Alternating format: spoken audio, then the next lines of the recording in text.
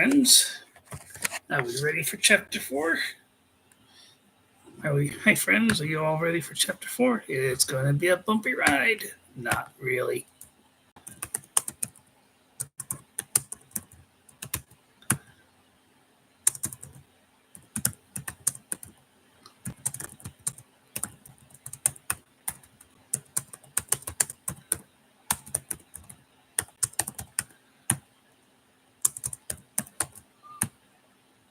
Not.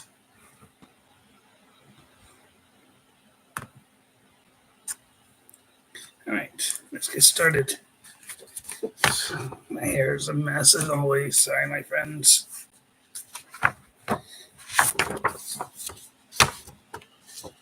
Chapter 4. It's now 12 hours later. The Black Hawk sets down on the landing pad of the Royal Palace in Centauri Prime City. The King, the Queen, Stephen and Judy Spears, Stephen's parents, and other members of the Rebel Alliance High Command wait as dust settles. They were all asked to be present when the ship landed on the platform for a special occasion, but nothing was mentioned in the communique other than to be here at this appointed hour. Or appointed time. That's what I wrote. Wonder what the special occasion is, Alfonso, the Queen asks, curious. I have no idea, my Queen. Just asked for the four of us to be here at this appointed hour.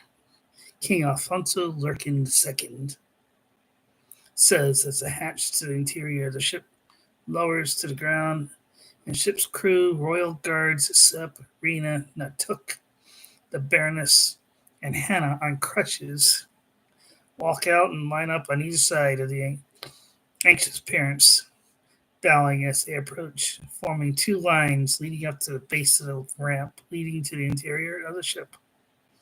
What's going on, Captain? The king asks Sep Dietrich. Please, Your Highness, please be patient, Stephen says as he whistles out loudly. Where's my son? Stephen R. Spears asks now. He's dead, isn't he? Please be patient, sir, Rena says, smiling as Stephen pops out through the hatch to the stand at the top of the ramp, followed by Julia!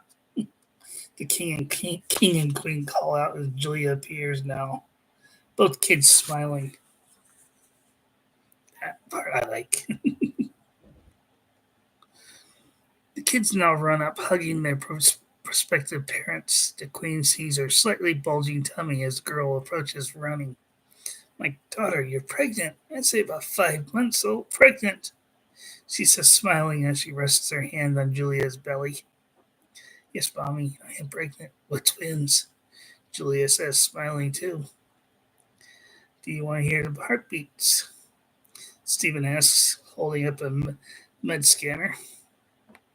All prospective grandparents nod excitedly as Stephen rests a small bullet-sized hand scanner over Julia's belly, moves her around the bump, and then presses a spot on the pad, and they all hear the distinct heartbeats of the two fetuses growing in her abdomen. All four hugged the girl happily to know that she was safe and back home on Centauri Prime. Stephen and his dad hugged. Stephen is also happy to see that he'll be a big brother soon too. His mom is now 8 months pregnant. Oops. little thing I added. Looks like we'll have a royal wedding and a royal birth soon, the king says. As they talk, Admiral Halko comes forward under escort from the royal guard, but not under arrest. Stephen had vouched for her before they landed. She has been disarmed, but not in shackles. I understand that you are the rebel mole in the Imperial Starfleet, the king says. Yes, sir, I am, Halko says, bowing out of respect. I am also to understand that you have a secret to tell me. As Stephen says, you only reveal upon setting foot on here on Prime. The king says, "You may tell me." Halka moves close to leaning into the king's ear and whispers, keeping her arms out so the guards can see no ill intentions. The royal guards step back out of respect to the king and the admiral. The king looks over at the other senior leaders of the alliance, a look of hatred for one person in particular. Take that from my sight. Take that away from my sight now. He growls as he points at the Earth President. Oops. The Emperor shall squash your pathetic rebellion, she yells as she's dragged away, kicking and screaming. Make sure her accommodations are comfortable, the king calls out. Nothing comfortable in dungeons. To think I voted for her, Sepp says, shaking his head in disbelief. A lot of people voted for her, Skipper, Steven says. You must know that the dungeons beneath the palace are not very accommodating or very comfortable. The king says, smiling now. Hannah spits in her general direction as the disgraced woman is shackled and then gagged to muffle her screams. She screams that the Empire the Empire shall destroy the rebellion and that the 7 billion dead on Earth are just the start of a massive plan. That animal sat back and watched as our Earth fleet was crushed. Wholeheartedly, Stephen's mom says, scowling now. Then dares to board a ship and escape with the real survivors of that disaster. Pathetic. And to think she watched as some 7 billion beings died on Earth as she sat back and watched from her escape ship. Whoops. Go on, yeah. I got company just joining my kitty cat, Osha. Hi, Mr. Osha Kitty. Say hi. I'll show you a picture of him when I'm done reading. She will suffer in our dungeons, Commander, the Queen says now. Good. She deserves every bit of pain and suffering the poor victims that were left behind to suffer when the Dark Star destroyed the Earth. Sepp says, I cannot believe I voted for that woman, Hannah says, spitting in her general direction again. A lot of innocent people did, Hannah, Stephen says, clearing his head of anger. Admiral, once you're cleared to explore the city, please come to Dietrich's and have a drink with me. Sepp says, smiling at the defector from the Empire. It's my place, so you will not miss it. It's one of the most popular places in town. Thank you, Captain. I will, Halka says, smiling.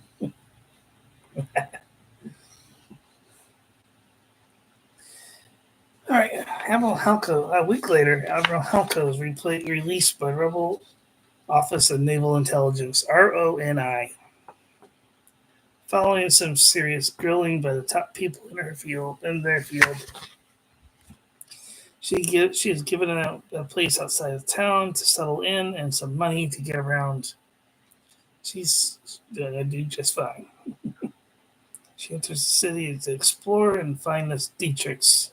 She has seen people around the city discussing this place avidly. There you are, she says as she finds the entrance to the pub.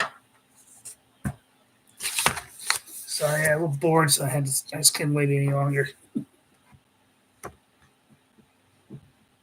She sees that as busy as usual, people stand outside discussing a new beverage available only at this location, and they can hear music wafting out through the open entrance. She walks up and goes inside as people pass by, looking at her but not knowing who she is. She sees people having a great time as music comes from an ancient 1,000-year-old jukebox in one corner, and people and beings dance on a floor lit by a dance floor. Multicolored lights flashing beneath their feet.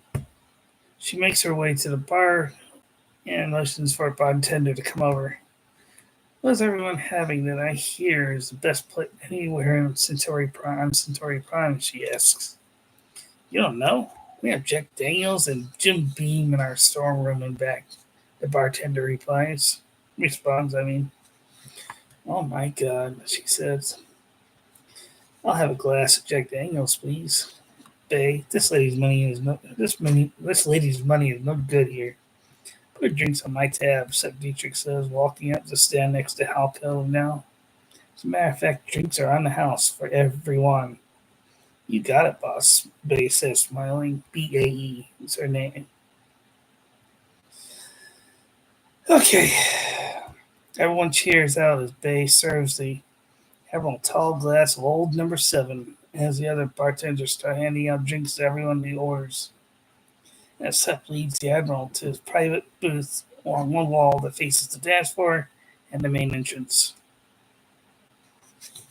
How'd you get your hands on this stuff? She asks now as they sit down. Stephen and Julia are all about each other right now. Well, Natuk, pronounced not Took. N-A apostrophe Touk. While Rena and Hannah giggle as they watch some dancers on the dance floor stumble over each other. We found a secret stash of 1,800 cases of Jack Daniels and Jim Beam on Mars in an abandoned saloon. You have a nice place here, Captain, Halko says, looking around. Thank you. I bought it from the previous owner who asked me to promise to never change the decor or fire the staff or raise the prices. I've raised prices just a touch. They are still within everyone's reason. And the original staff with good pay too. The food is still good by the previous owner's standards. Drinks are not watered down either. I see why you're so popular then, Alco says. Hang on one second, guys. Sorry. Realized. Oh. I put my book over here. Stuff I read over here. I have finished this over here. As they sit there talking and drinking, a tall centaur, half man, half horse warrior, walks into the pub. He wears the uniform of an Orion general. And he walks over with lots of pride in his stride. He sees Sep and Stephen and trots over to introduce himself. OMG, that is an honest to God centaur warrior, Hannah says as he trots up. My name and rank are General of the Centaur Cavalry, Balin Ort. He says, smiling now, the planet Orion at your service. General Ort, welcome to Dietrich's. What are you drinking, if I may ask? General Ort asked curiously. It seems that everyone is drinking it. It's a 1,000-year-old whiskey from planet Earth called Jack Daniels. Try some? Sep asks, holding out the ancient bottle. Yes, please. Ort says, nodding, holding out his hand. All right, hold on a second. Rena holds out a glass as Sep pours a nice shot to the whiskey. With the whiskey into the glass. She then hands the glass to the general, who takes a swig, then rears back on his hind legs and neighs, excited. This stuff is excellent. May I have some more, please? Ort asks. Sep leans forward and pours some more of the brown liquid into his glass, smiling. May I ask who those two are? May I ask about those two? Ort asks about Stephen and Julia. They're to be getting married this weekend, and this will be the last time they'll see each other before the wedding. Baroness Guilford says, smiling. Hey, you two, get a room. The kids giggle and start staring into each other's eyes. I like that part. Am I correct to assume that the young princess is pregnant? Ort asks, remembering the correct human term for a girl with a child. She knows who Princess Julia is and knows the family name and crest as well. Correct, General. May I ask whom your companions are, aside from the lovebirds? Ort asks. All right, there's Natuk, my first mate. To his right is the lovebirds. To their right is Brandon Guilford of Geisel City. To her right is Riga Elrina at Geisel City. To her right is Hannah Baxter. And finally, on my left is Admiral Natira Halko, formerly of the Imperial Starfleet, just defected to our side. Sepsa is doing the introductions. All right. It's not a long chapter.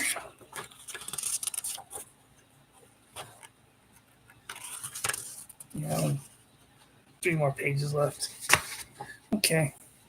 Imperial, or it snorts out, rearing back on his hind legs, but dropping down once more. Sorry, Admiral. Captain Dietrich says you are defected, correct? Correct, General. Halko says, nodding. I helped these kind-carrying people save the princess from the claws of the Emperor recently. I was also a rebel mole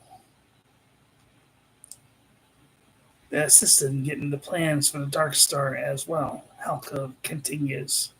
I was from Earth as well. Plus, the Emperor thinks I botched the operation that led to the destruction of the Dark Star.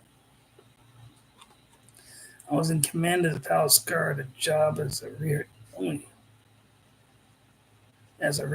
admiral or captain, not a fleet admiral like the ship command. I gotta rewrite that. So I had decided to defect to the Rebel Alliance as soon as I could. So when the commander and his friends showed up on Unicornia Prime, that was my chance to defect. So, General, what brings the Centaur warrior to Centauri Prime? Hannah asks. I must stay for the royal wedding, then, Art says, smiling and seeing how the little kids are enjoying themselves. So I guess I am inseparable. But to move to more pressing matters, I have come to ask the Alliance to send more troops to Orion to reinforce your base and protect our newborns and yearlings. I think that can be arranged, General, Seb says, nodding. But why? Isn't Ort out past the Vogon and Thule systems, both run by the Empire? Yes, but the intelligence has reached my leaders that the Imperial fleet is massing near Thule. General Ort says, sipping his whiskey. Admiral? Seb asks the Admiral now. I know of no fleet near Thule. But then again, I have been out of the loop since the disaster at the Battle of the Void. Halko says, we'll get with our spies in it then and see what they can piece together, Sep says. Please make it as soon as possible, but please reinforce your base, Ort says. Okay. Little break. I'll show you more of my pictures. I got another notebook full of pictures I have. These are a little more fun. But that's after I'm finished reading chapter 4, and there's only a couple more pages left. 2 or 3 more pages left in the chapter. The following weekend, the biggest wedding in the history of Centauri Prime is on. Anyone and everyone who's of consequence is at the royal wedding of Sir Commander Stephen T. Spears and Princess Julia Lurkin. The prospective couples being brought to the cathedral in separate carriages. Julia is nude, but for her wedding veil and a white cape draped across her back. And hold on.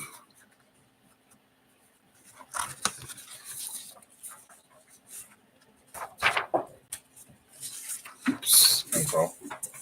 Sorry. Trying to keep books. Yeah. Wearing a ubiquitous purple, now white leather posture collar, a long wedding train and veil. Stephen's dressed in his just blue uniform. Medals now adorn his chest. He and his father were knighted the day before by the king, since neither is a nobleman. However, this has not stopped the beautiful wedding from proceeding as planned. Each carriage is drawn to the cathedral by teams of 4 ligata mounts. I described them in my last book. I'm ready, Daddy, Julia says as she sits in the rear of the carriage, nervous. Her gloved hands are resting on her small baby bump. She raises her hand to wave at cheering crowds as they wait for Stephen's carriage to move out. But she also reaches up to tug down on the bottom edge of her collar, making her father smile. The carriage now starts rolling down the crushed cobblestone drive from the palace through the city streets to just behind the carriage that Stephen had arrived in moments before. He just walked into the chapel. Palace guards and a few surviving troops who helped rescue the princess stood at attention, on either side holding ceremonial swords crossed overhead. Hannah and Rena are standing at the base of the steps leading to the cathedral. High overhead, drone cameras follow the princess and her father as they walk up the steps to the cathedral, arm in arm, followed by the maid of honor and her bridesmaids, all nude as per Centauri Prime custom. However, Hannah had her head shaved bald to resemble Rena for the ceremony. Oops. General Balin Ort follows him, but stays out of the way as people stand outside to watch the event of the year. All this is broadcast live on Prime for everyone to watch. My God, beloved, you are so beautiful, Stephen says later at the reception.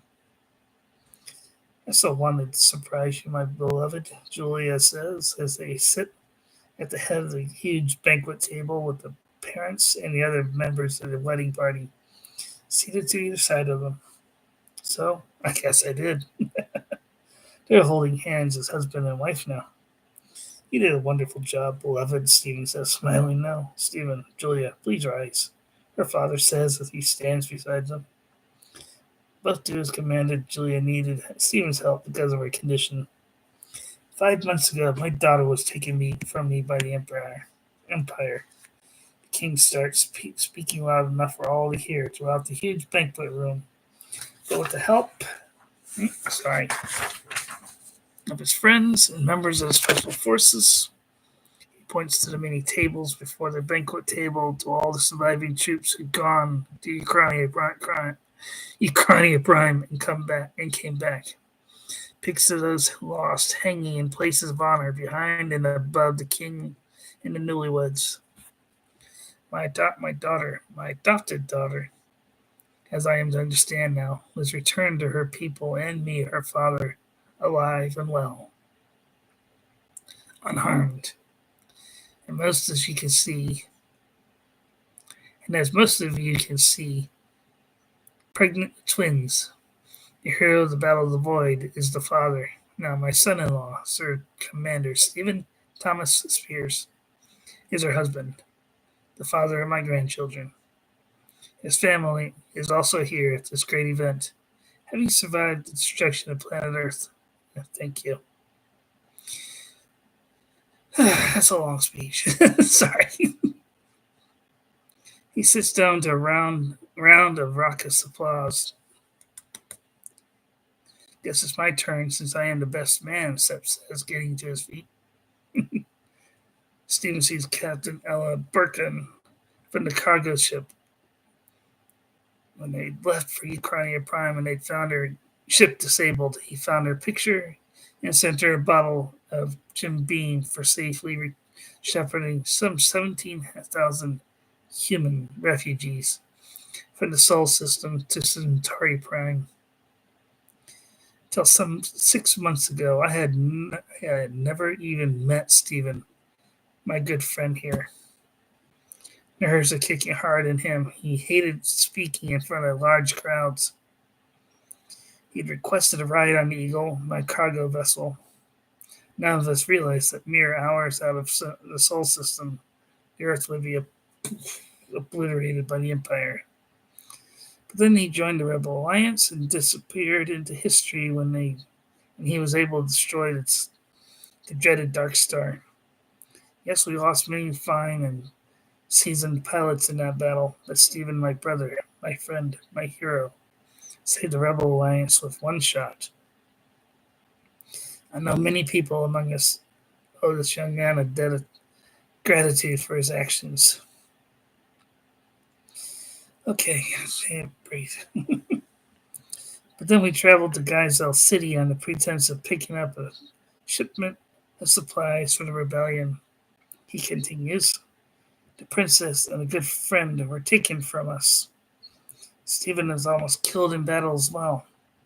However, thanks to our quick thinking, Stephen returned to us safe and sound.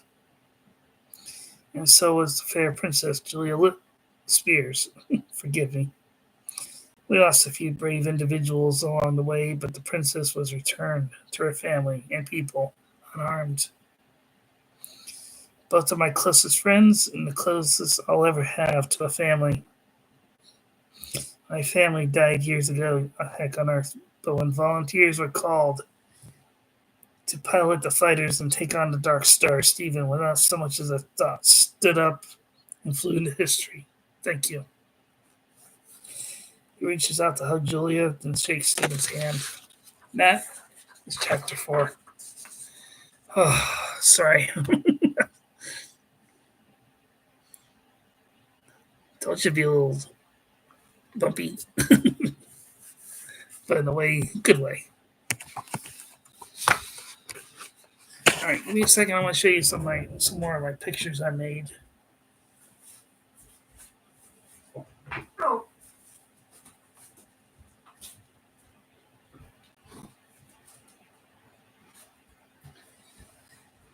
Okay.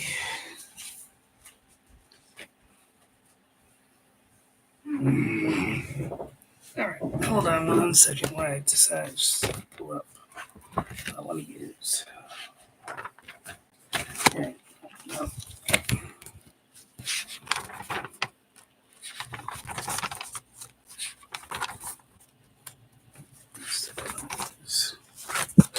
All right, here's a stealth U-wing I drew. I think I showed you a picture of my drawing for the U. It's not my original U-wing because the one I drew in high school did not look anything like this. That's my U-wing fighter bomber.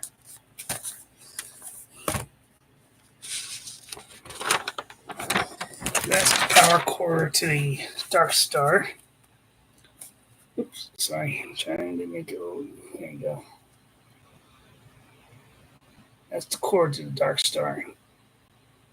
I just found my notebook with this in it. Yeah, it's a Y-wing sitting in the core for scale. Probably gonna make it smaller, but I don't think so. It would work. Now this is just a rendering of what I thought the Earth looked like when it was the moment of destruction. Dark Star in the background, right there. See Imperial starships in the background, and then you got the planet and engine beam blowing right through the core through the ship through the planet.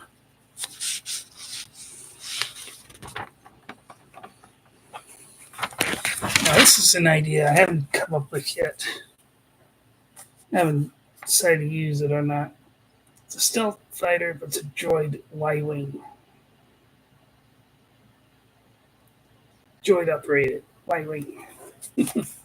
That's an idea. I don't know if I'm going to use it. It's the bridge to a rebel ship.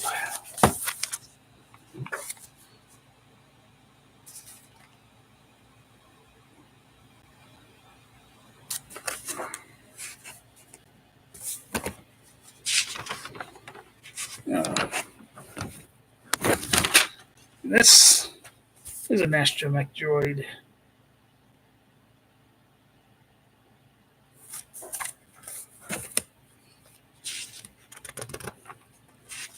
No, no. Oh.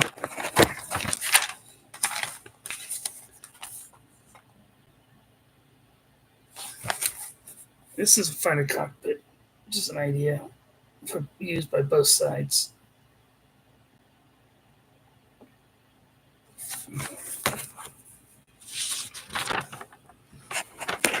Right?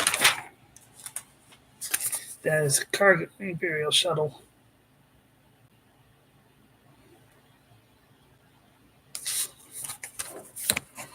Oh, by the way, that little logo right here, I can't get my fingers right there. Oh, God. I forget all of a sudden. That's either Rebel or Imperial's logo. I forget.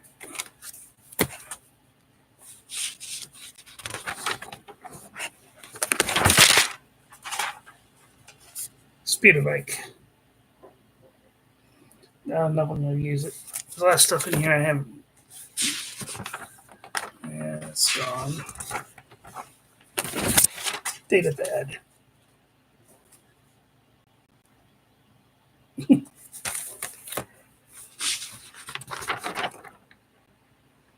Oh. That is the logo for the Empire.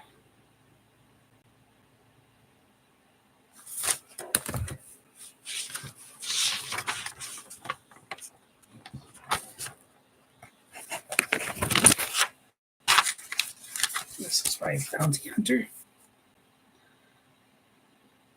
She comes up later in this book, but I will go into more detail with her when she after we'll end the next chapter.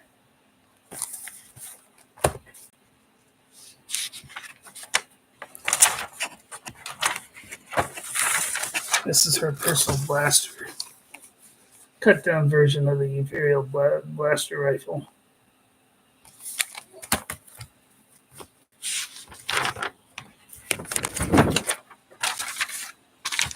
I can't draw people, so that's her body armor. Her holding her weapon.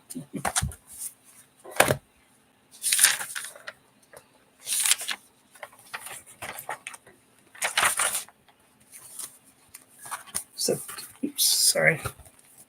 My friend Septeject.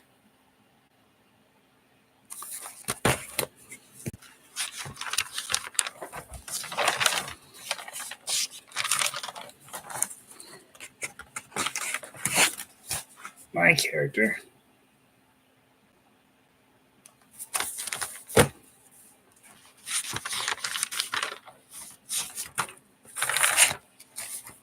His flight suit. Oh, that right there is the Rebel logo. If anybody knows about them, it's Star Blazers. This is the Wolf's Lair I use in my story. She'll appear again, don't worry. She's not done in my story yet. Lone Wolf, I call her. She's also... No, I'm not going to tell you that story. This is Tegus before he gets killed in the last book.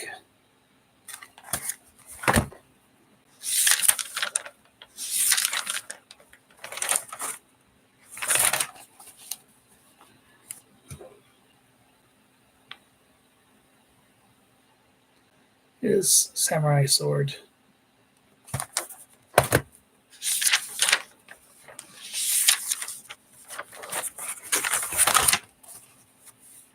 Steven's samurai sword.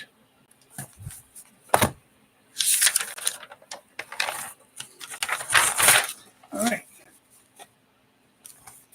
This is the Emperor's Palace.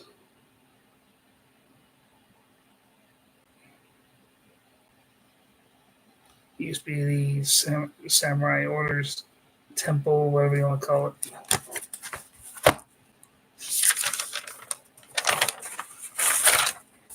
It's just a simple drawing, but it's supposed to be the princess.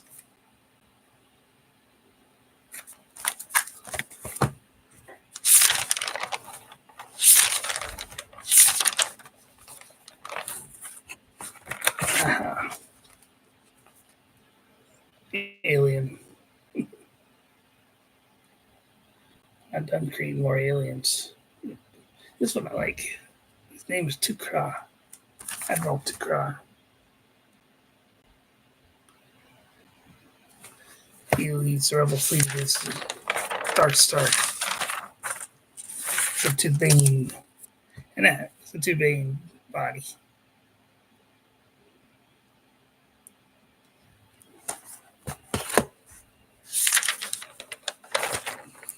That's the processing center on Geyser City.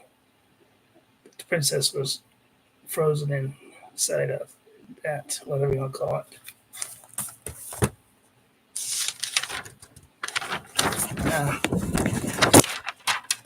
My favorite alien race. The Geyselians.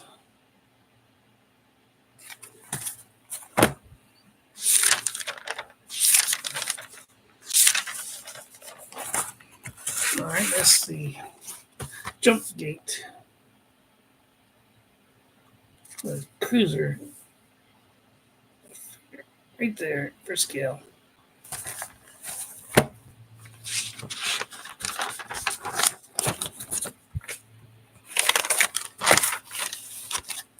I'm not good at drawing. This was my original idea for a Nagano Warrior. But then it's like, no. I redraw him. Like you saw my head, the body for Natuk. You'll see his head here momentarily. But this is now a Vogon Warrior. They come up later in the book. In book 2, I think.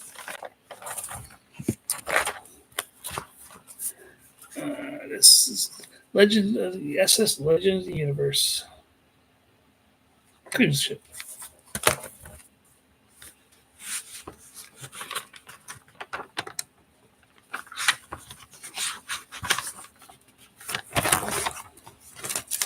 On from the first book.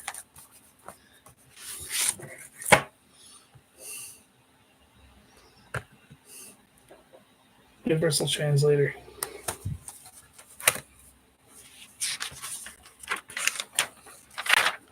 Typical bridge of an Imperial cruiser. Sort of like the cruise bridges from the Empire, but Star Wars, but add my few touches.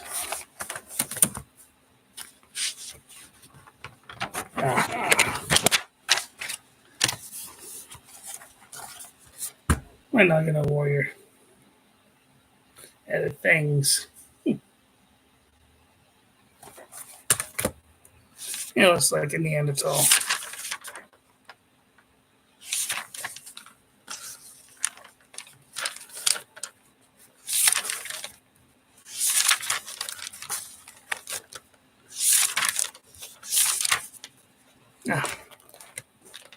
Oh.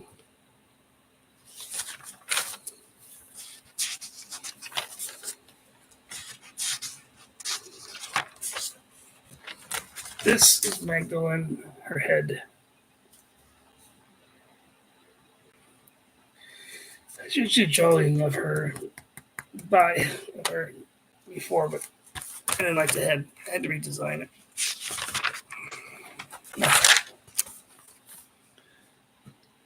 So yeah, it took a long time to write the Italian alphabet. Their alphabet is a lot more complicated than ours. A lot more letters. Well, a handful more letters. And here's the Silver Diner on Carnegie Pride.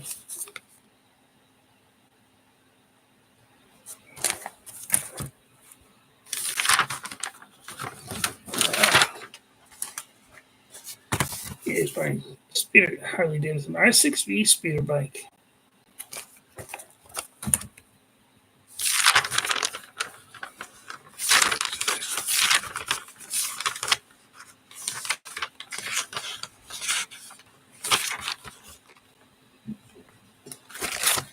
Okay. This is the helmet worn by the Emperor's personal guard, the Black Guard. I don't know, I forget I call him. Their staff is long, sharp.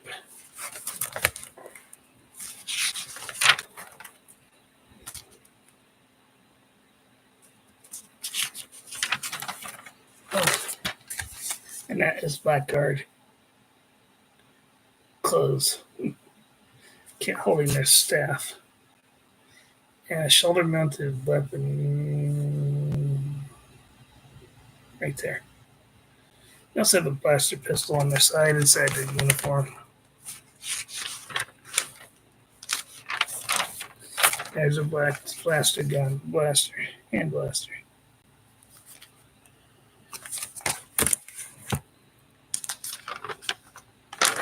There's a better drawing of the shoulder cannon. Got that idea from Predator.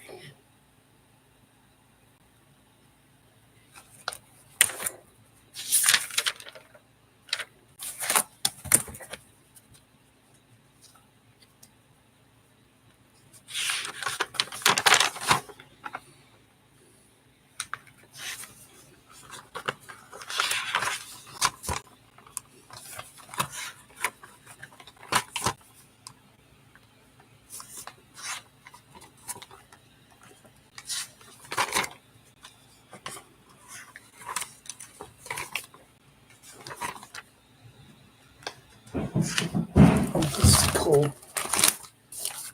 Great white shark. Now, Megalodon, but air breathing, man eating shark. Thing's massive. This Megalodon looks small.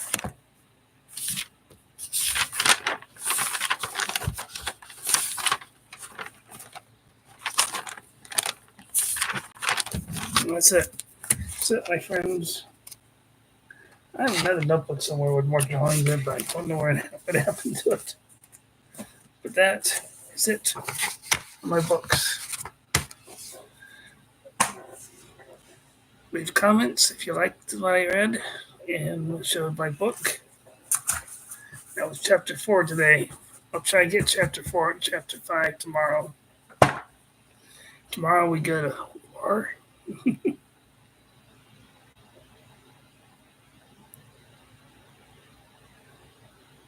Hope you liked some little Easter eggs I left you in my story.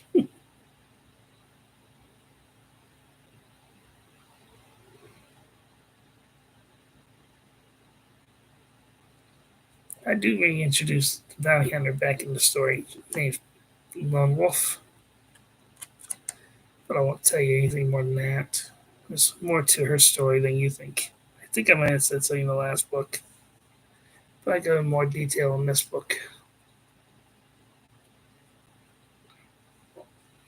But thank you, my friends. I'm going to call it a day. Bye.